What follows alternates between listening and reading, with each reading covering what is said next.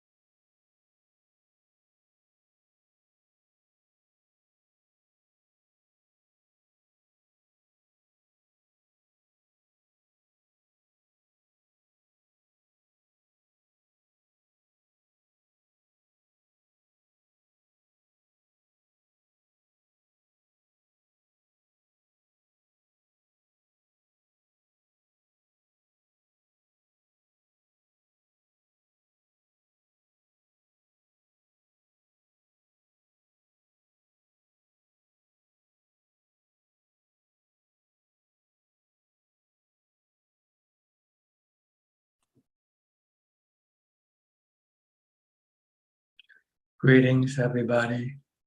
Welcome to another meeting where we will discuss the Buddhist practices of charity, morality, and meditation. Everyone who is interested is welcome to join.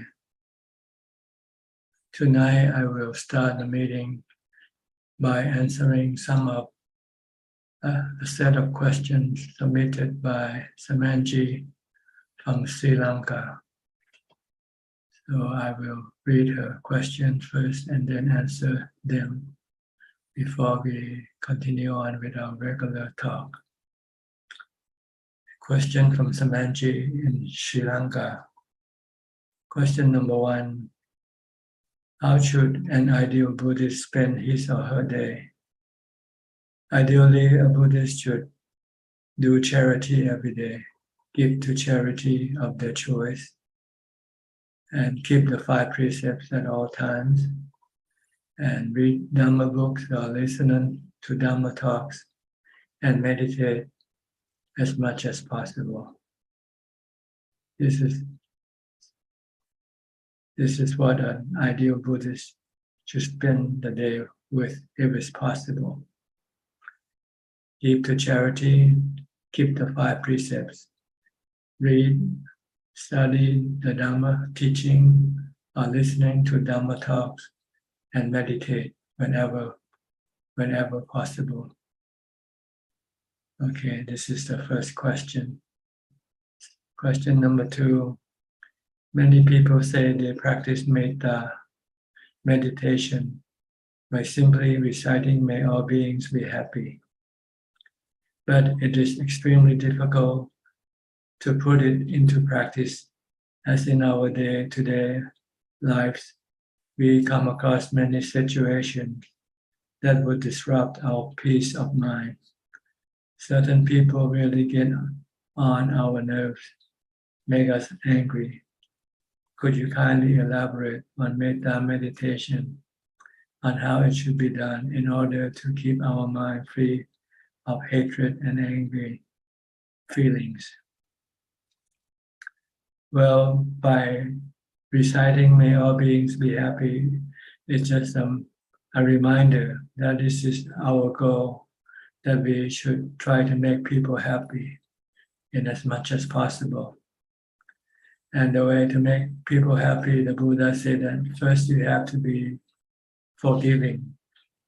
If somebody did something bad to you, you should forgive them. Don't hold any grudges. Okay. Second, whatever you do, you should not hurt, you should not adversely affect other people by your action, whether intentionally or not.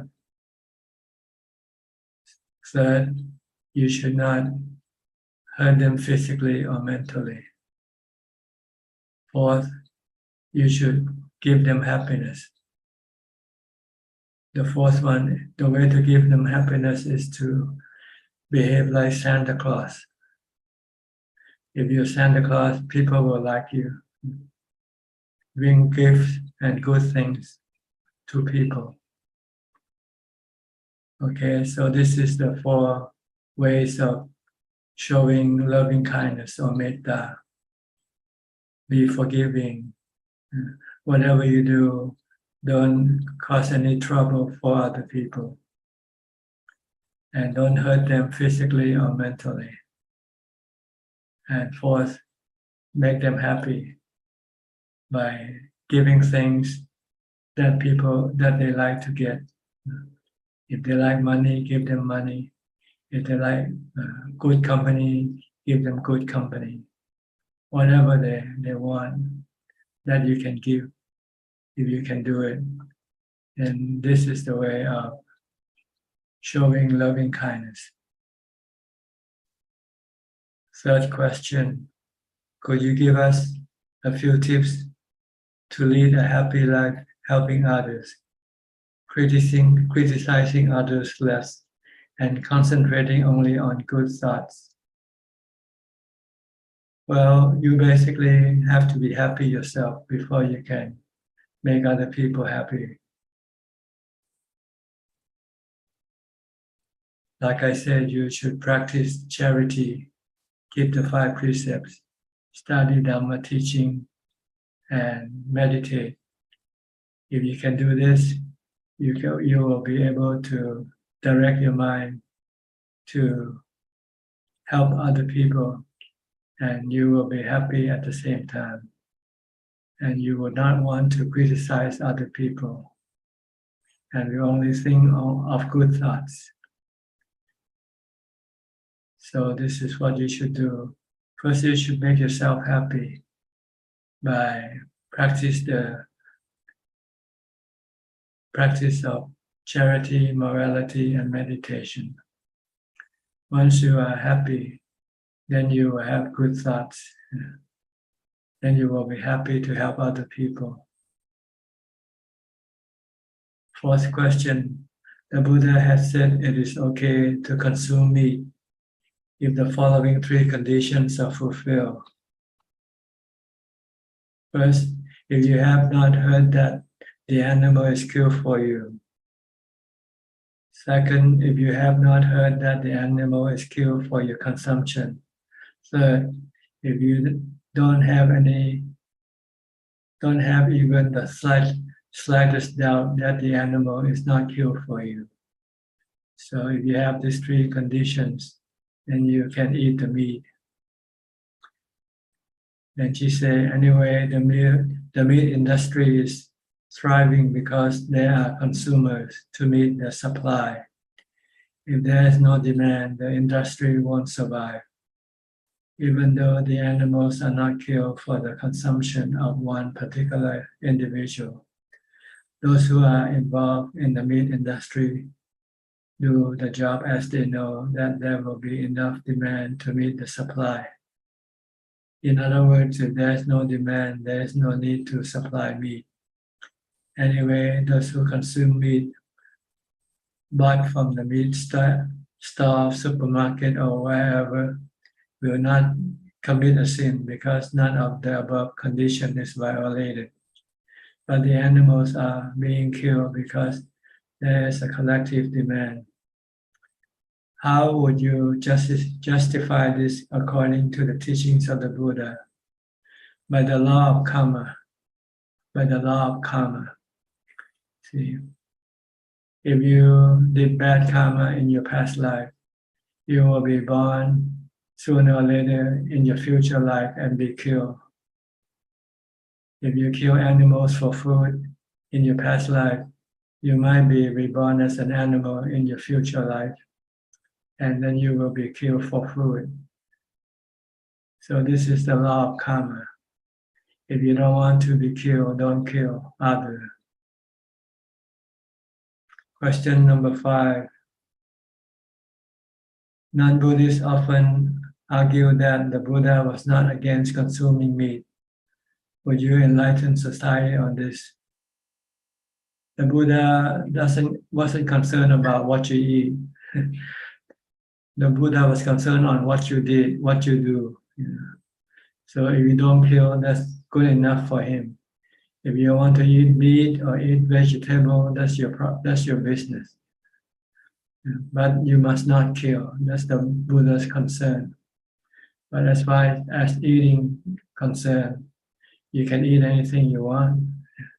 If it's on the table, and you're not killed for the food that is put on your table, then you can eat them. Question number 6. Is it a sin to sterilize pet animals?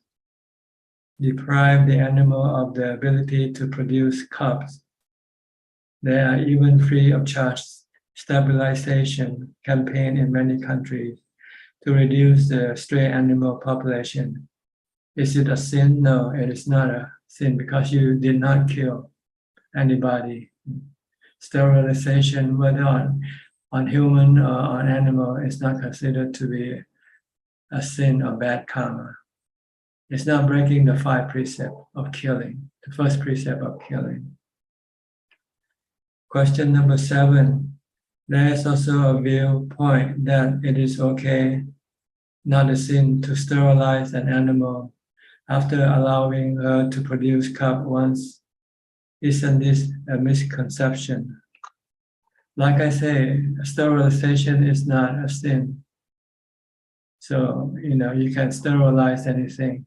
You can sterilize the germs like doctors do when they have to work on some medical operation. They have to sterilize their equipment first, So this is not a sin. Number 8. Question number 8. In Sri Lanka, people usually offer dana, alms to temple bhikkhus. Unlike monastery bhikkhus, there are certain temple bhikkhus who fail to adhere to good moral conduct.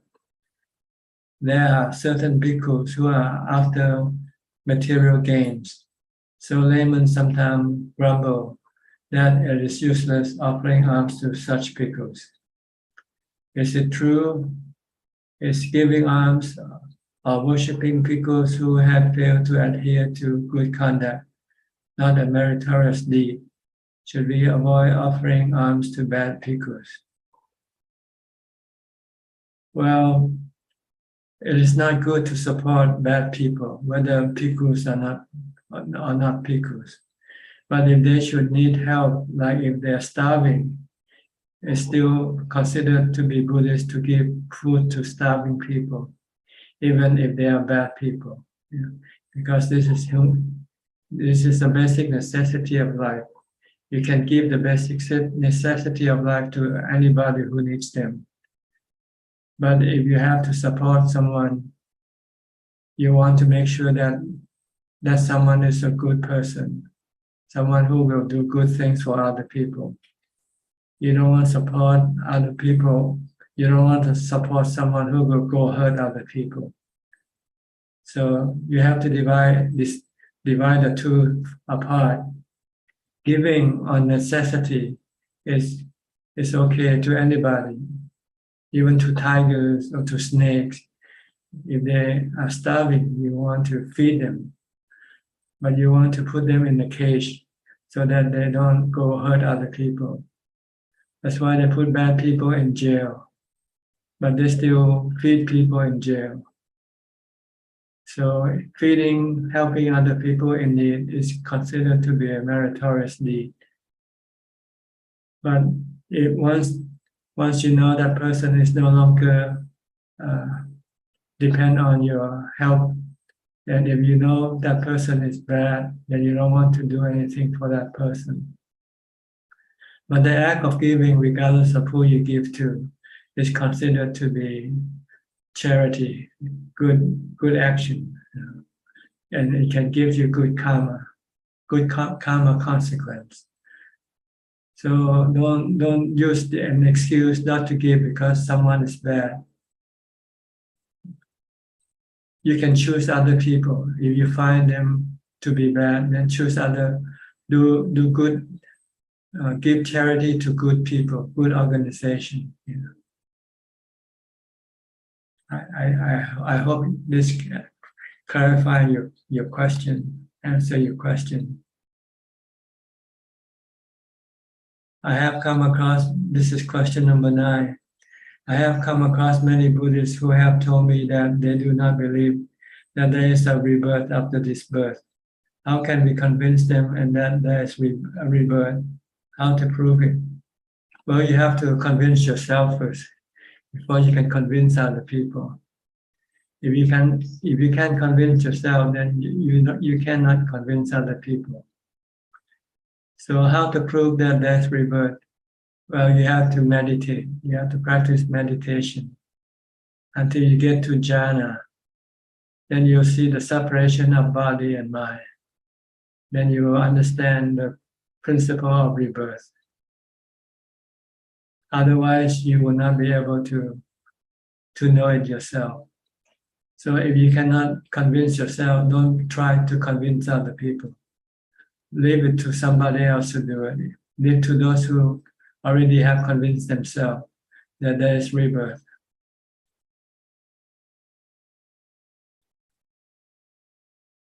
Question number, this is the question number 9, second paragraph. Do such people commit a sin by being doubtful of the teaching of the Buddha? They don't commit sin, but they just block themselves from the opportunity to learn something from a very wise person like the Buddha.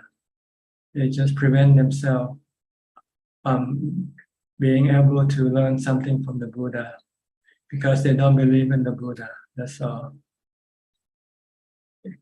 It's not a sin. It's just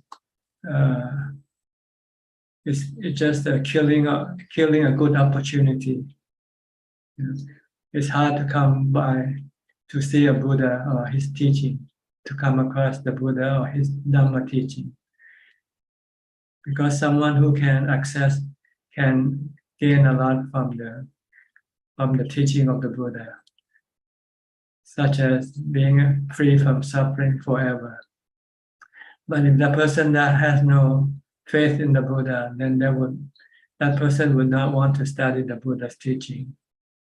So that person will not be able to access knowledge that will help liberate that person from suffering, from the rounds of rebirth, the cycle of rebirth. Question number 10. Can Arahant talk to gods? Are gods and demons visible to an Arahant? See, you have to be a psychic to be able to contact the spiritual beings, which you call God. But in Buddhism, we call devas. These are spiritual beings, or the mind without a body. When the body dies, then the mind exists alone. We call this mind a spiritual being.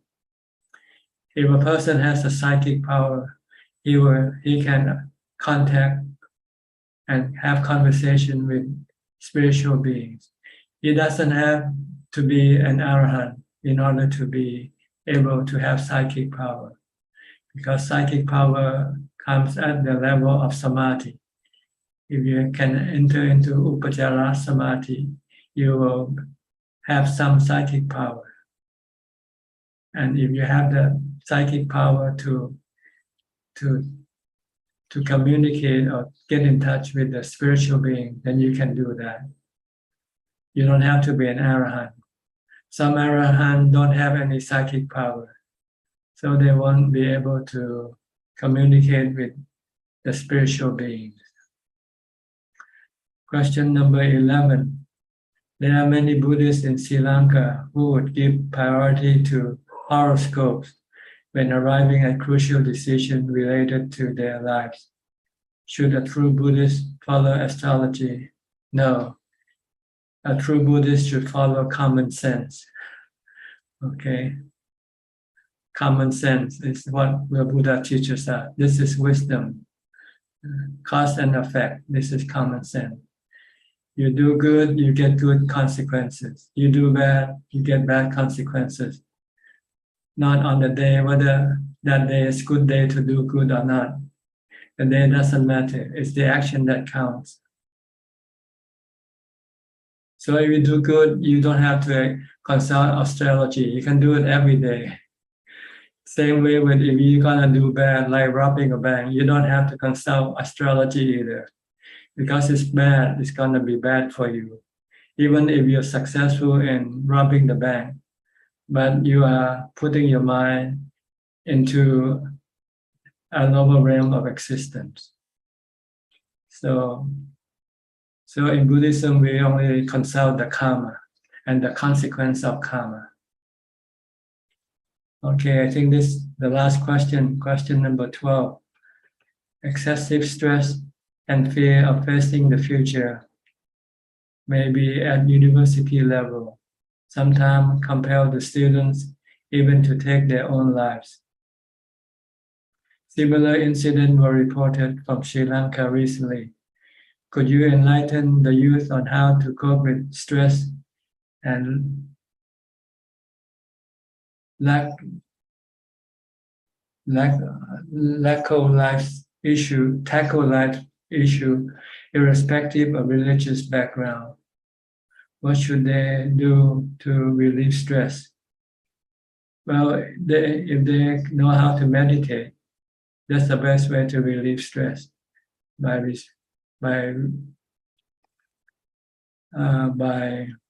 reciting the mantra Bhutto Bhutto. Whenever you feel stressful, just keep reciting Bhutto Bhutto Bhutto. After a while, 5 minutes or 10 minutes, you'll feel better. As far as how to cope with stress and tackle life's issue, they have to learn the fact of life, that life is not certain. Life is anicca. Everything is changing all the time. So don't put too much expectation to anything. Take things as they come. Do your best. Hope for the best and do your best. And expect the worst also. If you can do this, then you won't have any stress. Take things as they come, because you cannot force them to come what you want, to get what you want. Like I say, life is a buffet, not an a la carte. Okay, I hope this answers all your questions. She wants this answer because she wants to put it in her paper on Sunday, I think. So I felt compelled to answer tonight. Normally, I would prefer to do this on a Q&A meeting. But anyway, I try to do it just for one time. Next time, I would prefer that she submit the question longer, and I would have time to answer her question on Sunday Q&A meeting. Okay, I hope I haven't bored anyone of you sitting here waiting. So if you want to have any comment, I'll be happy to hear your comment also. Okay, now we can come back to our normal routine. I'll go to the first person in the room, which is Felicia Chan, for her questions or comment, if she has any. Good evening, Ajaan. I don't have question for tonight. My meditation progress is good. I can directly enter into body loose condition every time when I meditate. I can also remain mindful and peaceful continuously when I'm not meditate. Ajaan, thank you for your teaching. Okay, keep practice mindfulness, meditation, and wisdom. Okay. Okay, noted. Yok Bae from New York. Next, Yok Bae. Good evening, Ajaan. Okay, go ahead. Can hear you well.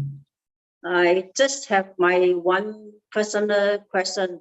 I just want to say in front of you, and I very sorry to finish the chat because I do some mistake for her. I want she forgive me, and I want she happy. That's the only question I want to answer. Okay, you hear that, Felicia Chan? She wants to ask for your forgiveness. Okay, no question from you tonight. No, thank you. Yeah. Okay, Kok Sing from Singapore.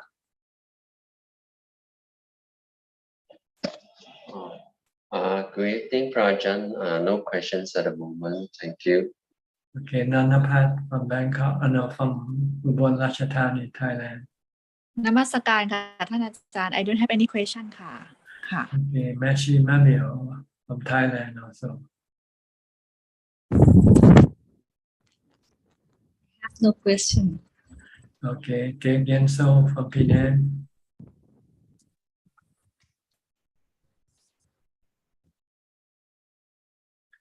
No question either. Yeah, no question. Okay, Ricardo from Uruguay. Good morning, good night, Ajaan. Yeah, Nice. good evening for me, good morning for you. Nice to talk to you. I just want to make a comment, and that is that I've been practicing walking meditation, as you told us last week, with right, left, right, left, right, left, and it works very good. No thinking on my mind, just That's right. So simple, isn't it? So simple and so easy. And people want to make it hard and difficult. Yeah. And it's wonderful, and I thank you very much. Yeah. Simple. We just want to stop thinking, control our thoughts. We're like driving a car, an automobile. You have to be able to stop your automobile when you have to, or else it will crash, you know. Right, right. That's why we have problem nowadays, because people cannot stop their thoughts. You know. They think and then eventually they get into trouble with other people. Right, right. It's true. Yes. Okay, happy to hear that you find it good for you. Okay. Anything else? No, I want to show you another person that is making meditation here too. Oh, your cat? Yeah. He sits around me when I'm doing meditation, and he meditates also. Good, good. Thank you, Ajaan. Okay. Next, Philip from Malaysia, Kuala Lumpur. Good evening, Ajaan. Don't have any questions. Glad to be listening in. Okay. Gary from Singapore. Good evening, Ajaan. No questions either for me. Thank you. Okay. Professor Kenneth from Switzerland. Good afternoon, Ajaan. Afternoon here.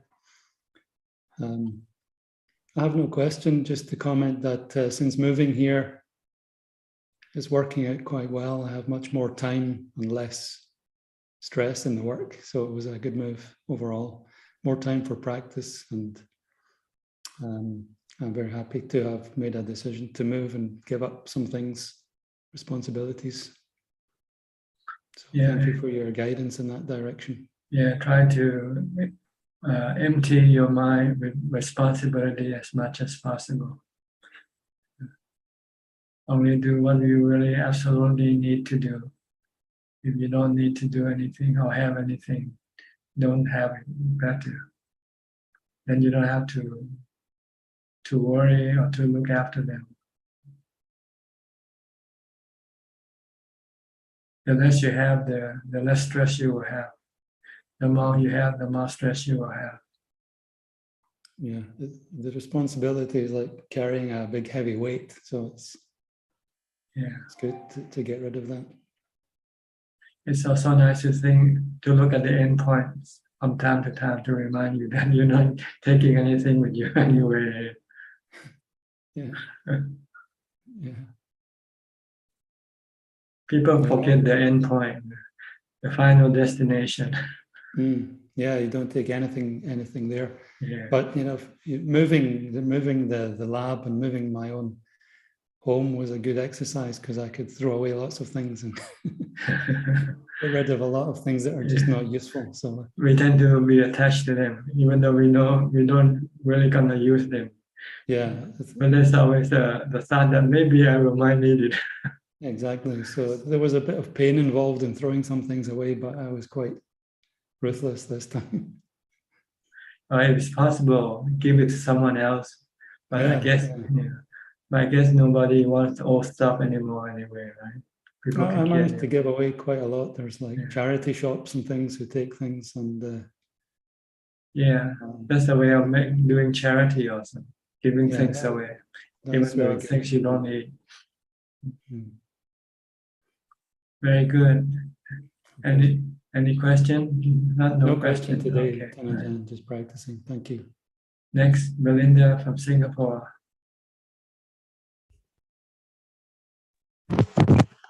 Ajaan, I have no questions today. Okay. Thank you. Sri and Jack from Vancouver, Canada. Hello, Ajaan. Ajaan, Okay. yeah, I have a question. Buddha taught us like one of the dukkhas is when we left, like, the one that we love. So is this statement going back to we attach to the 5 aggregates? What do you say? Like when we separate from Separation from the ones you love. Yes, yeah. the ones you love is made of the 5 aggregate. Everybody is made up of the 5 aggregate. You, me, and everybody is 5 aggregate. Rupa is the body. And then the nama, the Vedana, Sanya, Sankara, Vijnana is the mind.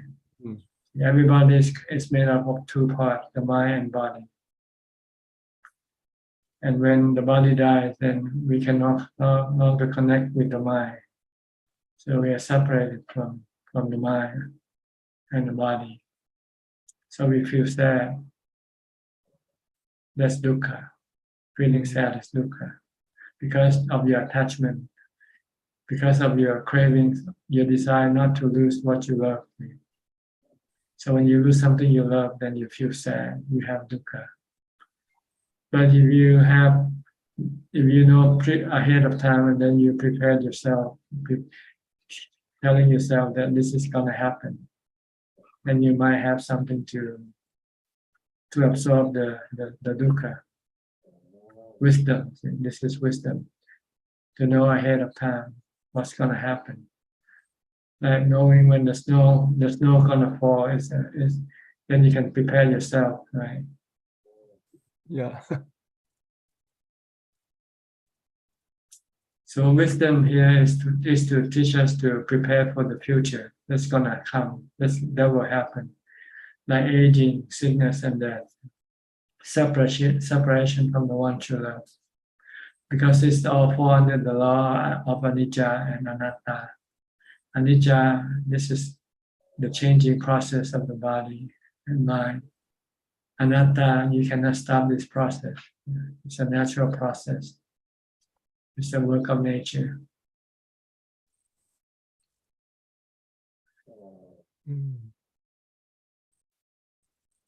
Like we know the rising and the setting of the sun, right? So when the sun sets, we don't feel sad because we know ahead of time that today the sun gonna set at a certain time. But if you don't know this, you expect the sun to stay on forever. When the sun disappears, then you become sad.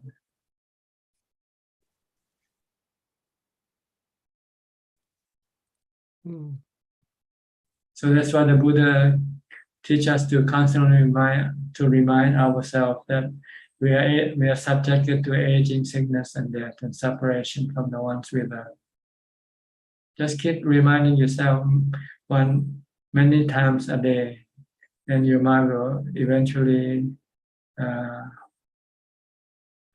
learn to accept this reality, this truth that will happen in the future. And when this thing happens, it will not then hurt your mind. Because you don't expect otherwise, right? Right now you expect you're gonna separate from your wife, right? Have you ever thought of separating from your wife? Yes, now. Okay, you should think every day. Yeah. But not on your own volition, you don't want to separate from your wife from your own own volition, but because you are forced to do it by the law of nature. By the law of nature. Yeah. Anatta is a law of nature. Yeah, I couldn't think of the right word for anatta. I think this is a good word. Anatta is a law of nature. And everything is the law of nature. Everything is under the law of nature. Our body, our mind, all under the law of nature. Like the sun and the rain, they're all under the law of nature. So it's not our place to try to tell nature what to do. Our place is to wait for nature to tell us what it's going to give us. And we just have to accept it from nature. So you don't know when you're going to be separated from your wife. But you know one day that's going to happen, right? Yes. Okay. So you have to prepare your mind for that day. When that happens, you're going to tell yourself, I'm not going to cry. I'm going to feel good for her and for me. Because she won't have to worry about you and you won't have to worry about her anymore.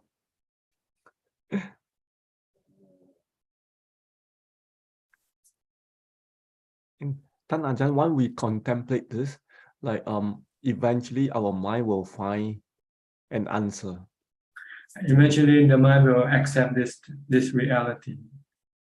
Once you accept it, then you feel peace of mind. You have peace of mind. No longer worry about separation. If you still worry, it means you haven't yet accepted this reality, this truth. Yeah. Because you still have desire or craving for being together. Yeah. But keep contemplating. Try to do it many times a day.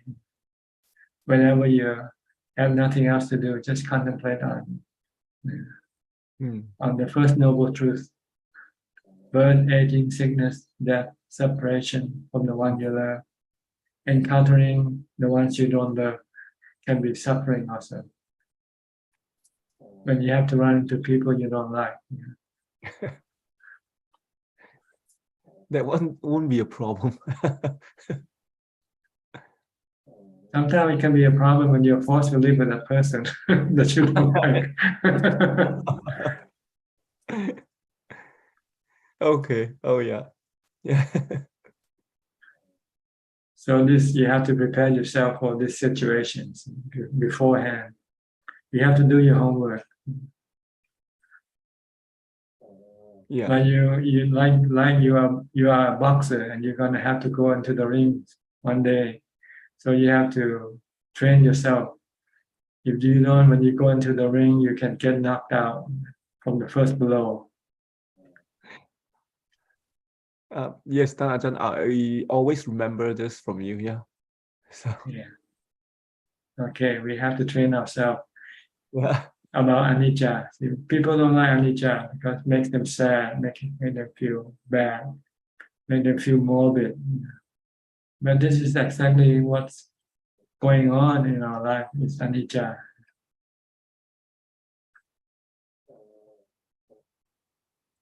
So learn to live with it. Learn to live with anicca.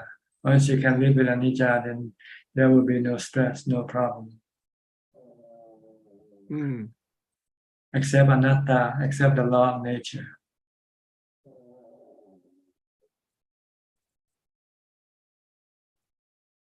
And in order to be able to do it well, you have to have equanimity. You have to meditate. When you have equanimity, then your mind will not react to any situation.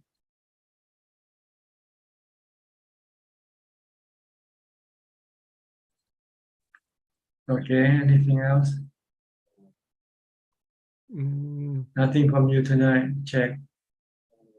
I'm good. Yeah, check. No, I think for me, I think the one Buddha, for me, I think Buddha has a very high standard because of the when he asked Venerable Ananda that how many times you contemplate death, and he said like maybe few times a day, and Buddha said, oh, you're very lazy. Like Complacent. you have to think about death every breath. And yeah, that's a good one, because yeah, even I'm the same. I just think maybe like a few times a day, but whenever I hear this sutta, I feel like I'm so lazy that I can't think of it every moment, like every breath. And the Buddha has a very high standard, I think. But I think that's the standard that should be strive on, right, Ajahn? Yes, that is for someone who has no work to do. See, the homeless, like the monks, they have no work to do, so they can constantly contemplating on anicca. But for you, people who have to work, you cannot contemplate on anicca because you expect things to last when you do something, right? When you get something, you expect them to last for a while anyway. Yeah. Oh. So it's contradicting your way of life, and the way of life of the Buddha's teaching is contradictory. Mm. Oh. So you will not be able to really contemplate it. Only in this, when you come to this meeting, we will talk about it. But once you leave this meeting, you'll forget about it. Because there will be some other thing that you will have to think and worry, and you'll forget about what we talked to just now. But if you have no work, then you can continue on thinking like this after you finish this meeting. Oh. But you have to go do something else, so you have to spend your thoughts on some other thing. And after a while, you forget. Oh. Mm. Oh, that's why we can't do it like every breath, or it's Yeah, you conflict. have to be alone. Oh. You have to be in seclusion.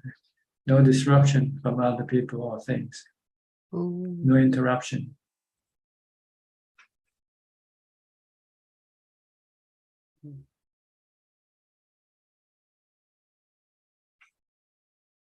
Okay. Mm. Thank you, All Ajahn. right. Okay. Mechi Billy from Indonesia.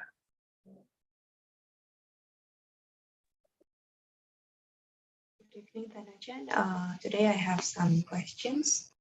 The first one is related with my questions on Sunday about giving away my money. So does it mean that I shouldn't keep any money at all? And don't worry about the future, since currently I'm quite well supported by the monastery, and I don't find any other place that is better than this to practice at. Is that correct? Well, ideally, you should follow the Buddha's example. And the Buddha didn't have any money. Okay.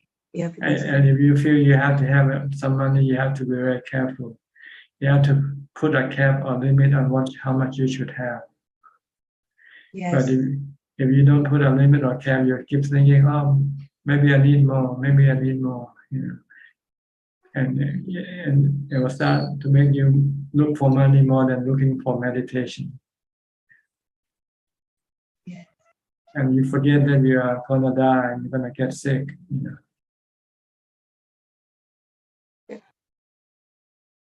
Yeah, I find that when the meditation is not good, and then I have the temptation to use the money to buy things. So I'm thinking maybe I should just give away all, and so that I don't have any option. Yeah, like cast your life to fate, Yeah, it is. to your it is. karma. If it's time for you to die, no matter how much money you have, you cannot stop it from dying. But when it's not yet time for you to die, probably somebody will be there to look after you, for you. I see. Yeah, and I feel that because I'm in the process of cashing out. I mean, I'm thinking to close the bank account and give away all the money, and then yeah, I feel like I'm more give it to the fate, like whatever happens. Even when I ordained, I didn't have any money with me. I was poor, I was penniless when I became a monk. And when I spent 8 years, almost 9 years at Wat Pabanta, I have no money at all. I never thought about money. I was only thinking about meditation, mindfulness, wisdom, asupa.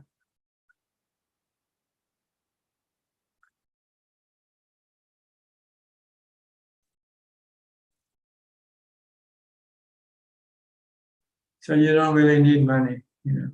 If you're meditator, real meditator, you don't need money. Even when you get sick, you can use the Dhamma medicine if you have no money to buy any medicine. Just use samadhi and wisdom. Use mindfulness and wisdom as the medicine to look after your mind. You know, the body is not so much important as the mind. When your body gets sick, the mind gets sicker than the body.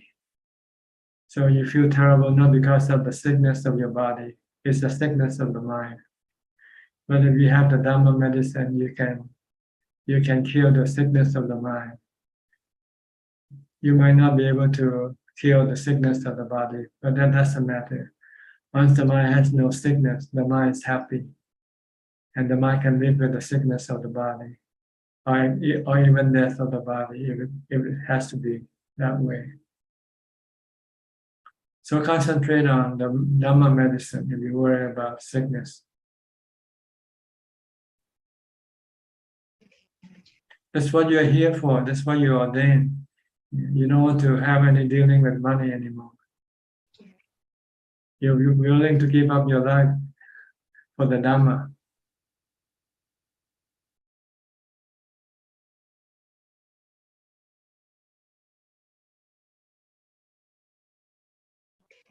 So if, let's say, in the future, people want to give me money, should I just say that I don't receive any money? No, you can accept them, then you can give them away. Because people want to give to you, so you don't want to turn their friendship, their kindness. You accept their kindness, but you don't have to keep the money, and you don't have to tell them that you're not gonna keep the money either. It's not, they don't care what you do with the money once they give it to you. It's up to you what you want to do. But you don't want to say, oh, I'm gonna give to somebody else when somebody give you the money. It might make them feel bad, because they want to give it to you, not to give to somebody else. So you don't have to tell other people what you're gonna do with the money. We just If they give you the money with condition, then you can decline. You say, I give you this money so you can do this or that, and you say maybe you cannot accept the condition, then you can decline. But if they give you without any condition, then you just accept it, and then you can do whatever you want with it. Currently, the monastery also gives some allowance for us. I mean, should I just tell them that I don't need to give an allowance? You don't want to make an issue of it. Say they give you accept it, then you can give it to anybody you want. Quietly better. Quietly, okay.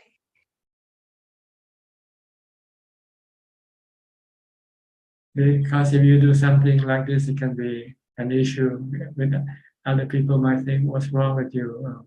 You're trying to show off or something. I see.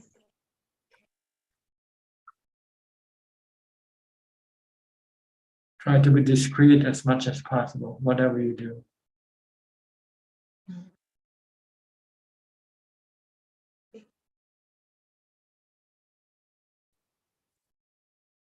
Okay. Okay. I think the word discreet is now forgotten in the new world here.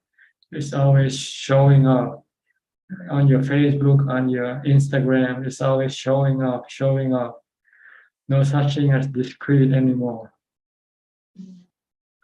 Why people want to show up for? What do they get from people? Say they lie. Yes, put Maybe they want to use it for advertising money. They can sell advertising if they get a lot of likes and followers.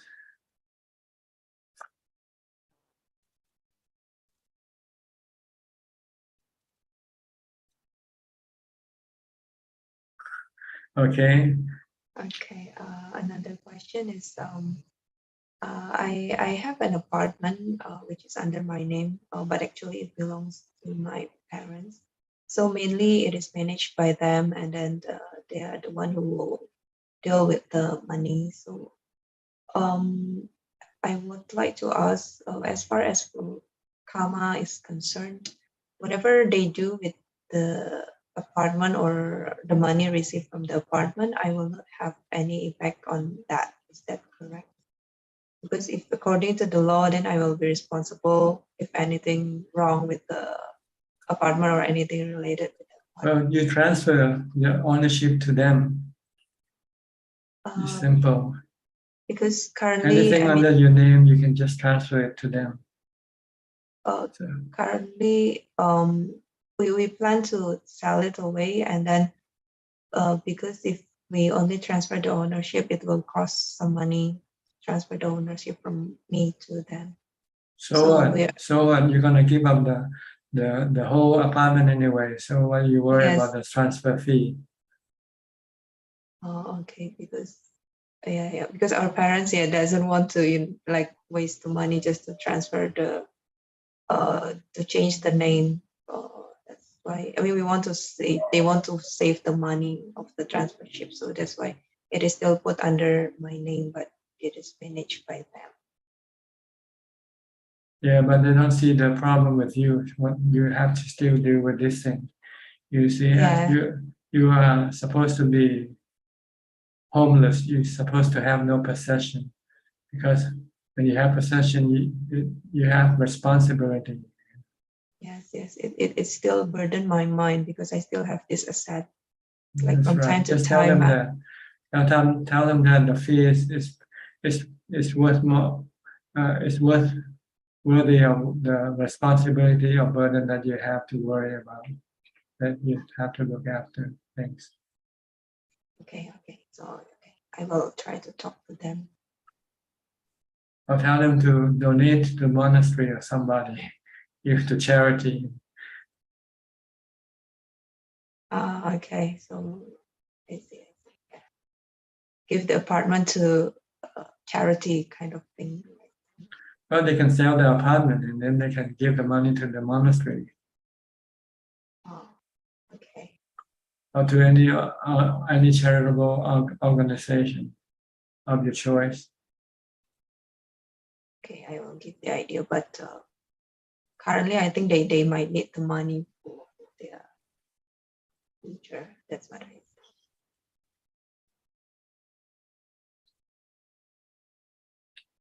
But it's up to you. If you want to keep money, that's fine. You know, it's not for me to tell you.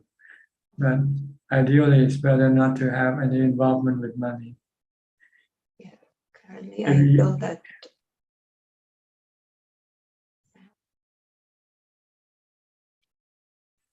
Because it takes away your precious time for meditation.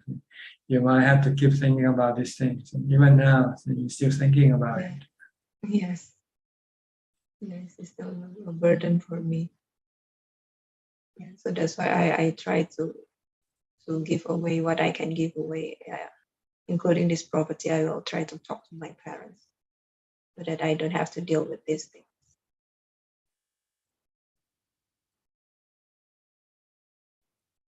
Okay. Okay. Another question is about Adhitthana and Sacha, determination and the truthfulness.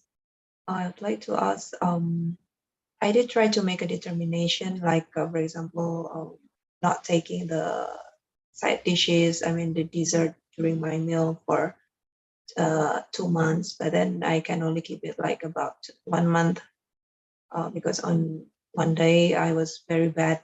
I was having a very bad mood, so I couldn't keep that promise. So it makes me quite disappointed, and I don't dare to make any determination anymore. So I just do what I can do without making any promise to myself, because I'm afraid I will break it and feel bad. So how would Tanachan advise upon this matter? Well, setting up resolution or determination is good for someone who is always wishy-washy, always constantly changing their mind. So once you have set up a resolution, then you are forced to stick to that goal that you have set up to. But if you are weak and you are not strong enough to follow through your resolution, then you just have to use some other method. It's just another method of forcing yourself to do something good. But if you cannot force yourself by this method, then you have to try some other method. Okay. Or lower your resolution and say, I'll do my best. I'll do my best. And my best is on ninja. Someday good, someday bad. Actually, that's what I'm doing currently. It's just I know what I should be doing. I'll just try my best, but I don't want to give expectation to myself that I can fulfill my resolution kind of thing. Is that correct? Well, then you can blame yourself, say, not blaming on other people. It's you who is not resolute. You are still wishy-washy. You're still Yes. you're still weak. So Yeah. what you need is to practice more mindfulness. Mindfulness will stiffen up your resolution, your resolve. The stronger mindfulness you have, then the easier for you to stick with the resolution. So currently, I just focus back to my mindfulness and don't worry about making resolution anything yet. Yeah, and try just to take things one step at a time. Do something that you find that you can do. Something that you cannot yet do, then maybe you say, maybe not now is not yet the time to do it. Wait until your mind becomes stronger, your mindfulness becomes stronger. Then you know that you can do it, then do it. Okay, Tanajan. That's all for my Okay. questions today. Yeah. Thank you very much. Okay. Nova 31, Huawei. Can you hear me? What's your name? Huawei Nova. Go ahead, say something. Turn on your microphone. Unmute your microphone. Where are you from? What's your name? Yeah. Kwan Liman? Are you Kwan Liman? Is it the wrong person? Because you're on the screen, you say Huawei. Nova 3i. Oh, sorry. I'm not sure why it comes up. Oh, sorry. Yeah. Then Ajaan, is it okay to offer a long shirt to the monk if the weather is cold? It depends on the tradition or the monastery that the monk belongs to. Like when we stay with Nota Mahabodhi, he doesn't allow any shirts or anything like that. Anything that worn by lay people, no, we cannot use. We only use what monks can use. Even socks? Yes, socks you allow if it's really cold, and also cap, to put on your head when it's really cold. But not shirt, long sleeve shirt or something like that. They have sweater with half exposed shoulder, exposed one shoulder. We can wear that type of sweater. Oh. No sleeveless sweater with an exposed shoulder. Oh. Like this, like the one I'm wearing now, but it's a sweater instead. Oh, but I haven't seen one like this before.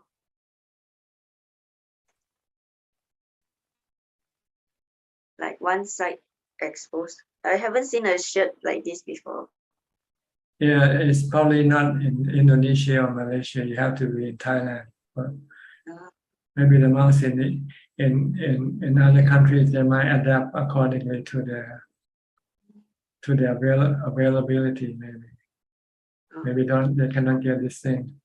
This one side one shoulder exposed, so they might just wear a sweater or something like that.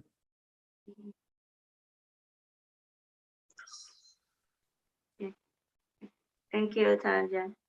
Okay, Alvin Lee from Malaysia. Good evening, Ajaan. Ajaan, referring to what you were mentioning just now, the law of nature, anatta, is it to do with the 5 niyamas that the Buddhism talk about, Ajaan? The 5 what? Niyamas, NIYAMAS, like You know. Uttu niyama, Kama niyama. NYNA Yana. Niyamas, NIYAMAS. Niyama. Niyama. Yeah. What does it mean? I don't know. What I read before is that there is Kama niyama, the law of karma, Uttu niyama, the law of, I think it's seasonal law or something, Dhamma niyama, the law of Dhamma, and then Chitta niyama and Bija niyama, the law of germination and things like this. Yeah, so when you talk about law of nature, is it to do with one of these law? I think it's Dhamma niyama. No, I just thought of the word. Okay. Just to use it as a comparison, as to describe what anatta is. That's all. Right. Anatta is like when you talk about clouds, you can say it's anatta, right? And when you talk about people, you don't say them they are anatta. You say they are people, but they actually are like clouds. But we don't consider people to be like clouds. That's all. But according to the truth, people are like clouds. They are clouds. But we've been brainwashed by our delusion to separate the body from nature. And it's actually part of the work of nature. That's what anatta means, no self. It's all the work of nature, like the clouds in the sky, the tree, the water, and everything. This is our work of nature. Yes. Yeah, because I believe that I was told before, not everything in this what is happening in this world is to do with the law of karma, this law of karma. There are 5 laws altogether that affect whatever is going on in this world. That's right. The law of nature, like the storms, the floods, and these are work of nature, right? Yes. It's not work of karma. Or maybe maybe some work of karma might contribute to this work. What people do nowadays, like global warming. This is karma, people actions. But if you look at people as nature, then it's still considered to be a work of nature. Yeah. Even in the insurance policy, right? Yeah, everything that we do is all work of nature, but we just somehow separate ourselves from nature. Yeah. In the insurance policy, Ajaan, they call it the act of God. Act of God. Yeah. Yes. So they try not to pay you by saying that it's an act of God. Yeah, act of anicca. See, for Buddhism is the act of anicca. You cannot foretell what's going to happen. Yeah, exactly. Yes. Okay. Okay, thanks, Ajaan. Yeah. The purpose is for us not to rely on anything. That's all. That's the whole purpose of anatta. So let us know that We cannot rely on anything.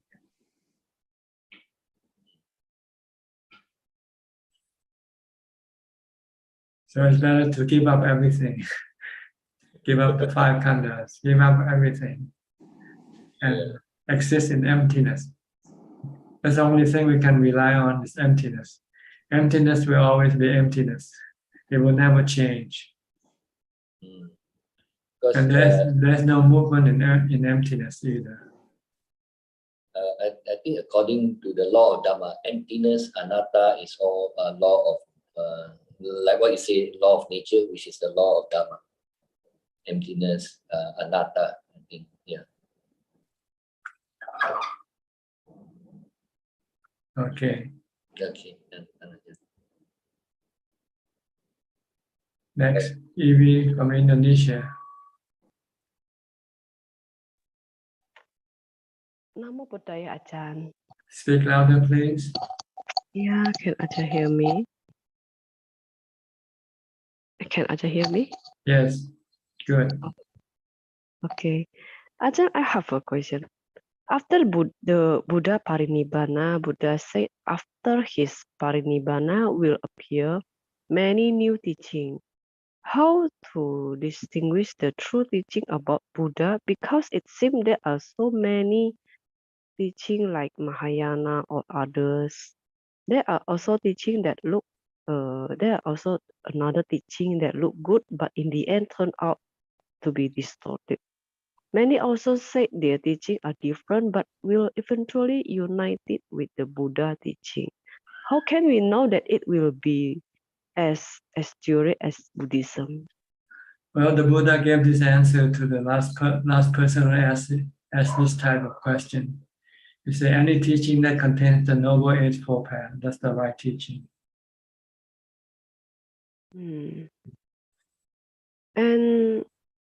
I have a friend who can communicate it with spirit, including gods or ghosts directly, see the past life and read people's minds.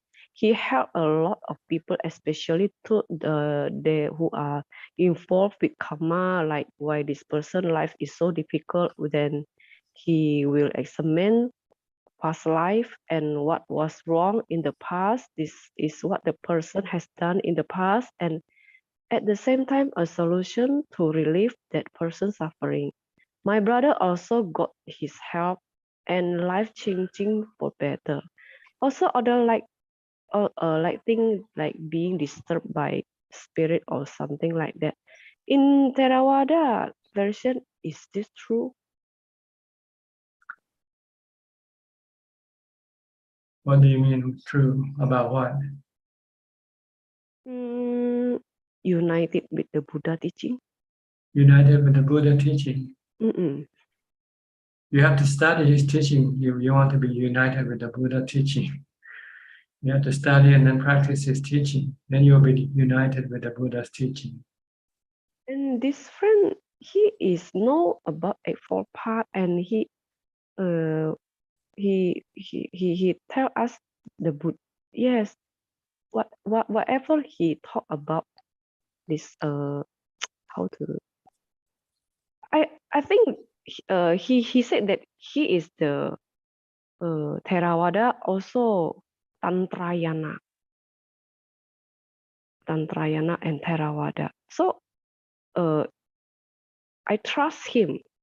Actually, I trust him. So I make a wrong decision by trust him because. Well, the Buddha said before you can trust someone, you have to prove that whether what they say is true or not. Because if you don't trust someone and you don't know whether that person is saying the truth or not, then you could be deceived. Because he often telling us not to do the bad karma like this. I think what he explained to us is just like Theravada teaching also. Well, it's up to you. Theravada teaching is already been established for 2,500 years, you know. And this person you just met, I don't know how many days, and you already believe in that person. Yeah, So yeah. I don't know whether you're smart or dumb. But in the like when Buddha time, Buddha also tell about this the psychic power, right? Maybe this Well, person has psychic power is it's there for some people who can access it, but it's not the answer to the cessation of suffering. Psychic power cannot kill the defilement, eliminate the defilement, stop rebirth.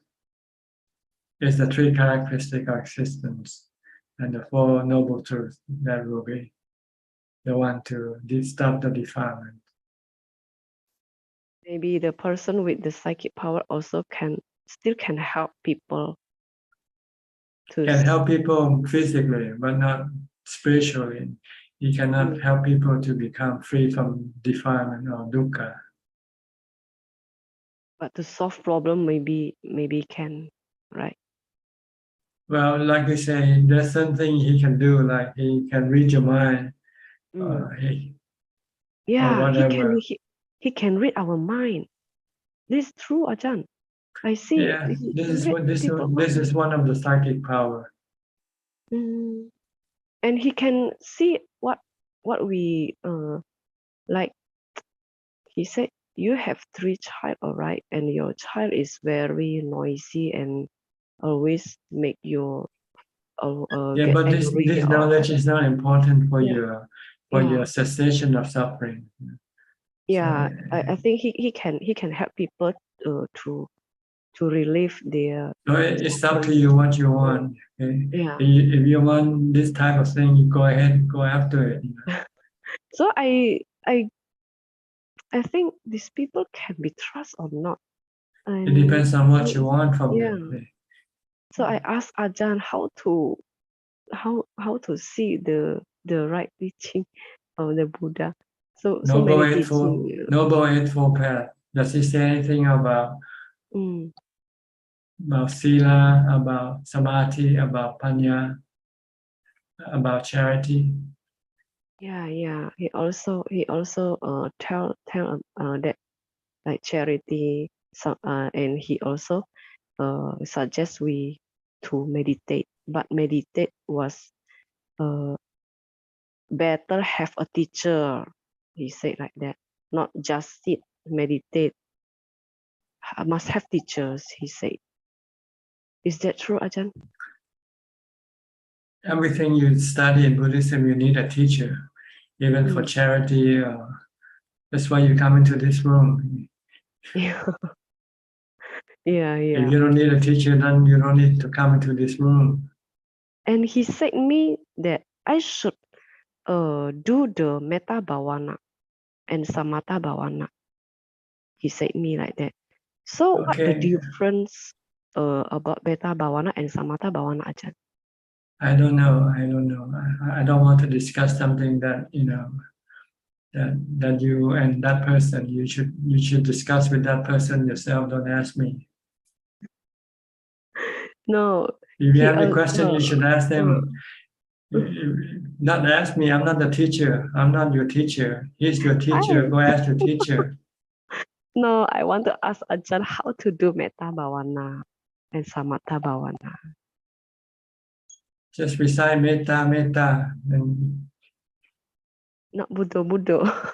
or bhutto, bhutto, samatha pavana. It's the same thing. Oh, To that calm is your the mind. same. Metta bhavana and samatha bhavana is the same, Ajahn. It's used to calm the mind the same way. If you concentrate on the word metta, metta, metta, then your mind can become calm. Loving kindness. Okay, Ajahn. Okay. Thank you, Ajahn. Yeah. All right. Christine Coe from Penang. Paul, good evening to you. Since last week, I heard Long Paul said we don't have to waste time and have to practice. So I start practice meditation back. Just like don't waste time, because last week Long Paul did say don't waste another 20 years. So I started practice back and I also hope that in this room we can continue have a long Paul guidance to achieve Lord Buddha's teaching soonest. Thank you, Long Paul. Okay, you're welcome. Sulan, you came in early tonight. Yeah, hello Ajaan. Nice to see you again. Yeah. Came in early today. Then I was also quite surprised that today format was similar to Sunday Q&A at the start. Yeah. You have any question tonight? Yeah. I have a question. I'm just wondering, like, after we have done like charity or good deeds, so then when we are sharing of merits, must it be done like right after we have done something good, or can we like accumulate until like maybe when we are ready to share, then we share? Like, is there any difference, like sharing immediately or like we accumulate until sometime then we share? Well, say if you don't share it immediately, you can forget, you see. And the good feeling that you have accumulated, that you have got from your charity can disappear from your consciousness temporarily. It goes deep into the memory. So when it's just still alive, still up front, then you should share it right away. It's simple. You don't need anything. You just think in your mind, say, I like to share this good feeling with certain person. That's all you have to do. Oh, okay. You don't have to have monks to chant for you. You don't have to have water to pour or anything like that. But just mentally mention in your mind, I like to share this happiness with whoever wants to have it, can come and get it. If you want to share with someone who passed away, like your friend or your family member, you can just tell them, here it is for you. Oh, okay. Oh, I didn't know. Yeah. So, when we're still having the good feeling, then we should share it immediately. And then it also doesn't have to be like anything complex, like having to like chant the entire chant before we say the word. This is a ritual. This is a ritual. You can skip them. Okay. The essential thing is to have happiness from charity. When you have happiness from charity, then you can share this happiness. Then if let's say we recollect back these memories, would it still be effective? Well, I don't know. It might be different. Like when you think about it and what actually happened to you, then it's different. Okay. And if let's say I were to dedicate the merits to all beings versus I dedicate the merits to like a specific name, now I feel like if I dedicate to all beings, it feels like everybody can receive the blessing. Yeah, but imagine if you have to share to everybody, then everybody will just have a small bite. That's all. Like if you have a piece of cake and if you share it to one person, then he can have the whole cake, right? But if you share to 10 people, then it has to be divided up into 10 pieces. Oh, okay. Because I think one issue that I have is that when I start to dedicate merits, then it's like one name after another pop up. Yeah, but you have to look at the amount of merit you make. If you just make $1 merit, and then if 10 people share, then each one get about 10 cents. 10 cents each. But if you share with just one person, then that person can get $1, one whole dollar. Oh, yes, yes, that's right. Then, in that case, would there be any like priority that we should kind of have when it comes to sharing of merits? It's up to you. It's up to you. Who you think about most, whom you like to give, must give to that person. Oh. If you like to give it to your father, give it to your father. If you like to give it to your mother, give it to your mother. Or share it with them, you know, mother and father, half and half. Oh, okay. But they are still living, they are still alive. So Oh, yes. I mean, this is just an example. oh, okay, okay. Oh, okay, got it. Yeah, I think it really helps like understanding the logic behind, because previously I would you know, for simplicity I would just say, yeah, dedicate the merits to all beings, because it feels like, wow, like very good, like that, like all beings are included. Yeah, all beings, 1 million beings come and get your $1.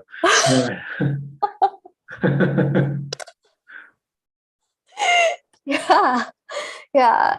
Now that you explain, I think I get it now. And yeah, I used to like chant the whole thing. Then by the time I say I dedicate the memory, then the good feeling already no more. Like, only the first part of the chanting got good feeling. But the time I say dedicate, the feeling no more. Okay. Yeah. So All right. Is that all? Yeah, that's all. Thank you so much, Ajaan. Yeah. Bruce Lee from Indonesia. Bruce Lee, you have any question? Good evening, Ajaan. I don't have any question. Thank you, Ajaan. Okay, we'll go to Kunla now. Kunla for more questions from Facebook or YouTube. There are 7 questions from Facebook and YouTube, Ajaan. The first question from Jitta. Dear Ajaan, bowing to you, a quick update. I took my 6th COVID-19 vaccination booster yesterday, so I think I'm ready for the trip. And by the way, I went to the local largest monastery library and retrieved 3 your books there, including My Way in year 2014, Dhamma for the Asking Volume 2, 2015, and Mountain Dhamma 2016. May I know, is it possible for me to collect all your latest English book when I come? I will request the librarian to store them into that library so your wisdom can bless more people. Sadhu. Well, you have to come and look for yourself. I don't know how many books we have left. So just come and then see what is there available. You can pick them up. There are 3 questions from the multiversal unity. And the first question is, Dear Prajan, in order to bless the Deva and make Deva enjoy or share Dhamma to the Deva, can that be done in one Citta moment for those who have the psychic power? Not one moment. It's just talking like we are talking now. When you talk about Dhamma, you might take a lot of time to explain the Dhamma. You just don't use one moment and then the whole sutta will be will be delivered. No, there's no such thing as that. You have to do it just like we are doing right now, talking. And the second question from the multiversal is, how can we ensure the psychic power or vision is true and not illusion? Well, if you don't know, then you don't know. What can I say? And the third question is, for Arahant, where should they normally put their mind, in which state, and how to use it in everyday life? Thank you. Oh, you have to be an Arahant to find that out also. Next question from Tutupan. Namaste, Ajaan. what is the difference between Gilesa and Sankara? Thanks so much for your teaching. Well, Sankara means the mental action done by the mind, such as thought or thinking is Sankara. Defilement are greed, hate, and delusion. But in order to bring out your greed, hate, you have to use Sankara. You say, I want to get this or that. You have to think first. Then you have defilement come. Defilement use Sankara as the tool to appear, to come out.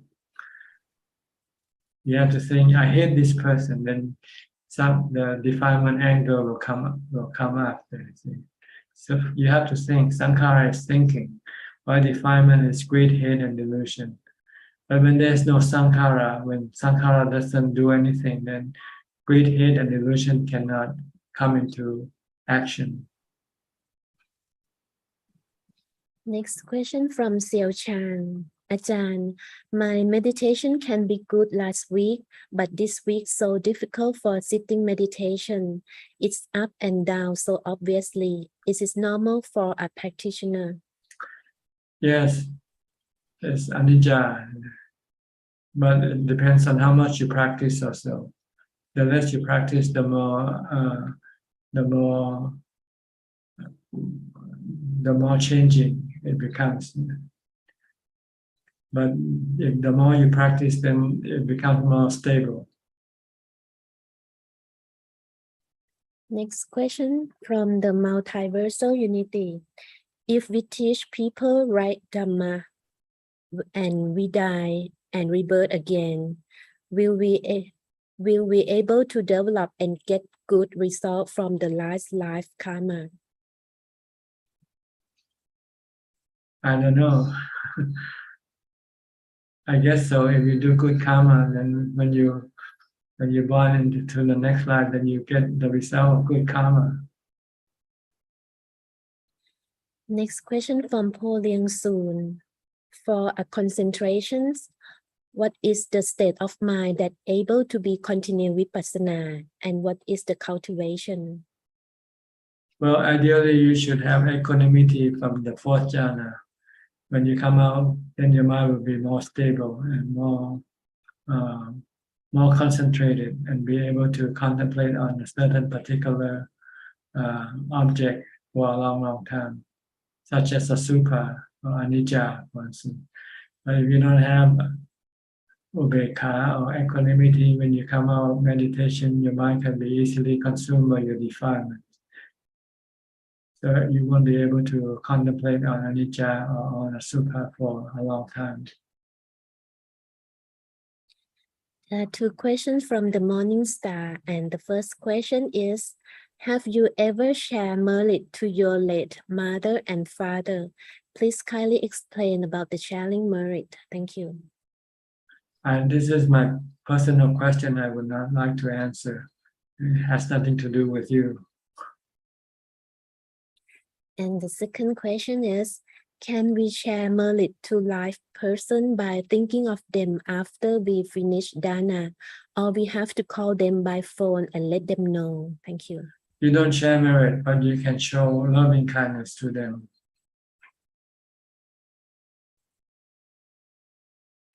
And Okay. one more question just come from the Morning Star. I heard that only certain beings in certain realm can receive merit, not all. Then should we still share merit to our parents who pass away, even we don't know where they are? Thank you. Well, you just presume that perhaps they might be in the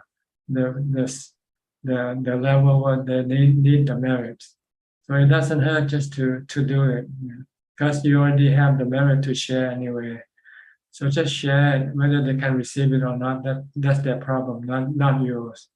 Your problem is to share. The problem is to whether they can receive it or not.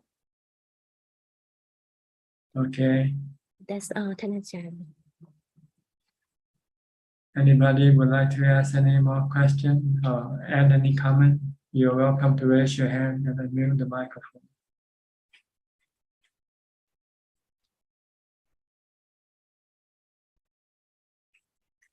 Looks like everybody's happy. Content. No more questions for tonight. Well, in that case, then I think we should then call this meeting to an end. Thank you for your participation. I hope this meeting has benefited you somewhat and helped you advance in your practice. In the meantime, please stay mindful, stay safe, and keep on practicing. And if all goes well, I'll see you all at the same time next week. Thank you and goodbye. สาธุค่ะสาธุค่ะ Thank you. Thank you. Thank you, admin. Thank you, boy. Thank you. Bye bye. Bye. Good night, everyone. Bye bye. Good Thank night. you. Bye. Good night. Bye. Thank you. Bye-bye. Thank you. Bye bye. Bye. Bye.